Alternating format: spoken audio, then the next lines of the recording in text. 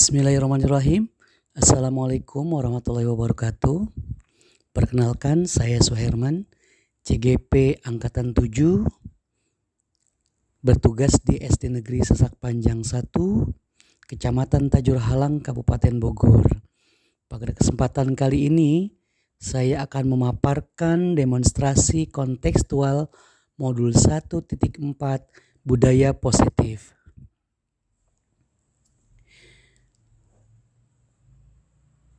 Apa sih segitiga restitusi? Segitiga restitusi adalah proses menciptakan kondisi bagi murid untuk memperbaiki kesalahan mereka, sehingga mereka bisa kembali pada kelompok mereka dengan karakter yang lebih kuat. Menurut Gusen 2004. Melalui restitusi, kita dapat membantu murid menjadi lebih memiliki tujuan, disiplin positif, serta memulihkan dirinya setelah berbuat salah. Penekanannya bukanlah pada bagaimana berperilaku untuk menyenangkan orang lain atau menghindari ketidaknyamanan, namun tujuannya adalah menjadi orang yang lebih menghargai nilai-nilai kebajikan yang mereka percayai. Restitusi membantu murid untuk jujur pada diri sendiri dan mengevaluasi dampak dari kesalahan yang dilakukan. Restitusi memberikan penawaran, bukan paksaan.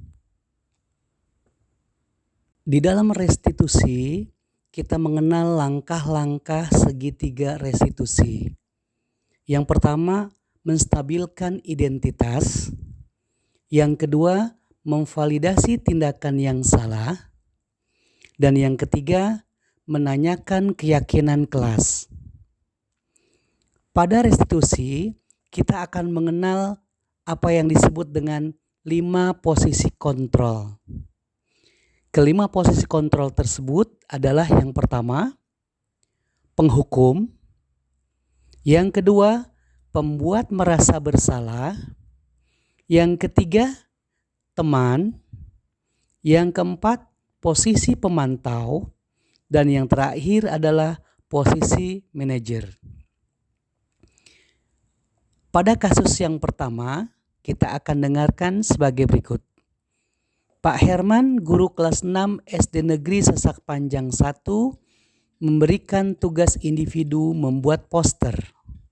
Siswa bergembira dengan tugas yang diberikan. Menjelang akhir kegiatan, tiba-tiba terdengar suara gaduh dari belakang kelas. Ternyata ada siswa yang bertengkar karena gambar posternya dirobek oleh temannya sendiri. Poster milik Andini dirobek oleh Ica karena Andini mengejek gambar Ica dengan nada bercanda. Ica, Bapak dengar kamu ada permasalahan dengan Andini.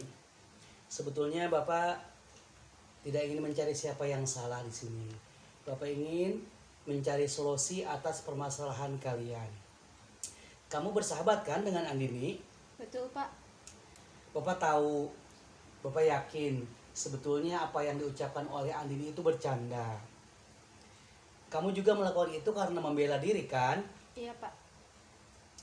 Coba kamu ingat, keyakinan kelas apa yang kamu langgar? Iya, Pak, saya melanggar keyakinan kelas. Saya tidak menghargai orang lain. Saya akan bertanggung jawab akan memperbaiki gambar Andini menggunakan sholatif. Saya juga ingin meminta maaf kepada Andini. Nah, semoga peristiwa hari ini dapat kita jadikan pelajaran untuk kita semua. Terima kasih kamu sudah ingin memperbaiki. Sekarang kamu boleh kembali ke kelas. Terima kasih.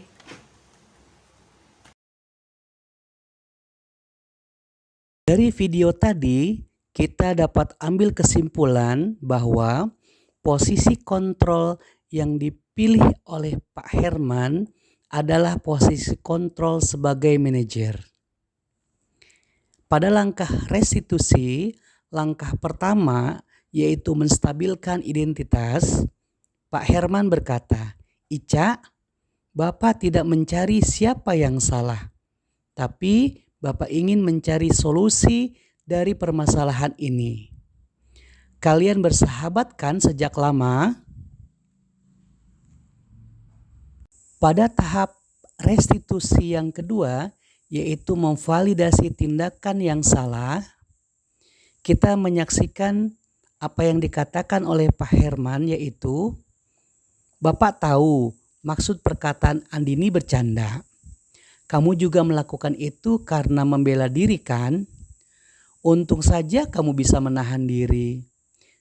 Tidak kamu robek semua gambarnya." Sedangkan pada tahap yang ketiga, yaitu menanyakan keyakinan kelas, Pak Herman berkata, "Coba kamu ingat, keyakinan kelas apa yang kamu langgar? Kemudian apa rencana kamu selanjutnya?" Ica menjawab, "Ya Pak, saya melanggar keyakinan kelas. Saya tidak menghargai orang lain. Saya akan bertanggung jawab, akan memperbaiki gambar Andini menggunakan solatip. Saya juga ingin meminta maaf kepada Andini." Pada kasus yang kedua, suatu hari Pak Herman membagikan hasil ulangan matematika kepada murid-muridnya. Setelah hasil ulangan diterima oleh semua murid, mereka bergembira karena mendapatkan nilai yang bagus. Kemudian salah satu anak maju menghampiri Pak Herman, lalu berbisik, "Pak, saya protes. Kenapa nilai ulangan Arika nilainya 100? Dia kan mencontek, Pak. Saya saksinya, Pak," ujar salah satu temannya. Pak Herman kebingungan. Sebetulnya Arika anak yang baik dan pintar. Kemudian Pak Herman mengajak Arika ke ruang guru untuk membahas permasalahan tersebut. "Arika tahu kan kenapa Bapak panggil ke kantor?" Tidak tahu, Pak. "Bapak dengar waktu ulangan kamu mencontek ya?" "Arika, Bapak juga dulu pernah mencontek. Tapi ternyata mencontek itu sangat tidak baik. Kamu tentu punya alasan kenapa mencontek kan waktu itu?" Saya kehabisan waktu untuk menghitung, Pak. "Ya sudah, apakah kamu ingin memperbaikinya?" Mau, Pak, ulangan saya diulang saja. Saya janji tidak akan pernah mencontek lagi.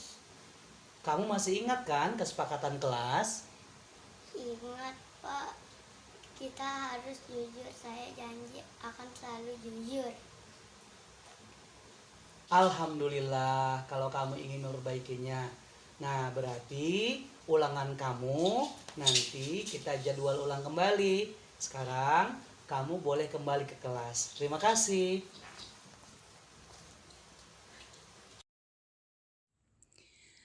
Dari video percakapan tadi, kita dapat ambil kesimpulan bahwa posisi kontrol yang diambil oleh Pak Herman adalah sebagai manajer.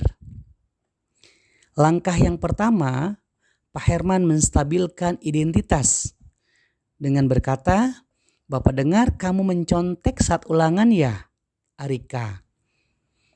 Bapak juga dulu pernah mencontek, tapi ternyata mencontek itu tidak baik. Kamu tentu punya alasan mengkampa pencontek kan?" Lalu Arika menjawab, "Saya kehabisan waktu saat menghitung, Pak." Sedangkan pada tahap yang kedua, memvalidasi tindakan yang salah, Pak Herman berkata, "Ya sudah, apakah kamu ingin memperbaiki hal ini?" Lalu Arika menjawab, "Mau, Pak. Ujian saya diulang kembali saja. Saya janji tidak akan mencontek lagi. Saya minta maaf." Sedangkan pada tahap yang terakhir, yaitu tahap menanyakan keyakinan, Pak Herman berkata, "Kamu masih ingat kan kesepakatan kelas kita?" Lalu Arika menjawab, Ingat Pak, kita harus jujur. Saya janji akan selalu berbuat jujur. Demikian demonstrasi kontekstual pada modul 1.4 budaya positif. Semoga bermanfaat.